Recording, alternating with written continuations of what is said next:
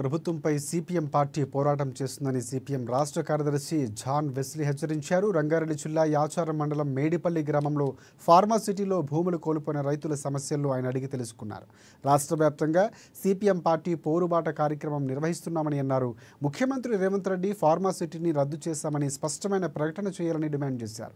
బలవంతపు భూసేకరణకు CPM party వ్యతిరేకిస్తుందని అన్నారు. ఫార్మాసిటీని రద్దు చేసి రైతులకు రుణమాఫీ, రైతు భరోసా, రైతు బీమా వంటి పథకాలను అమలు చేయాలని ప్రభుత్వాన్ని కోరారు.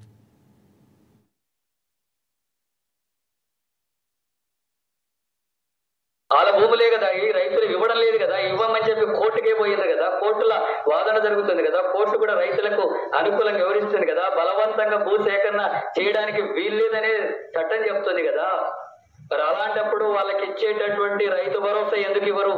భరోసా ఇవ్వడం లేదు, రైతు రుణమాఫీ ఇవ్వడం లేదు, వాళ్ళకి సంబంధించినటువంటి భూములు వాళ్ళ పేర్లున్న లిస్టులోనే తొలగించేశారు.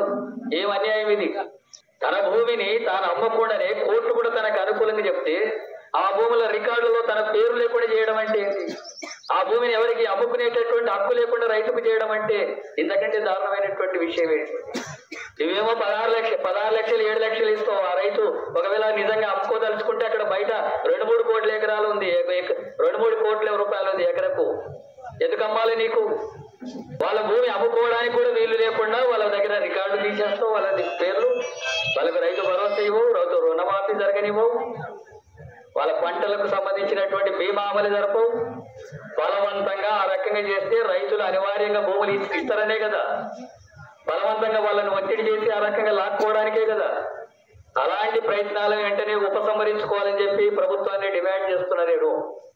ఆ కోర్టులో ఉండేటటువంటి రైతులకు సంబంధించినటువంటిది వాళ్ళ పరిస్థితి ఎంత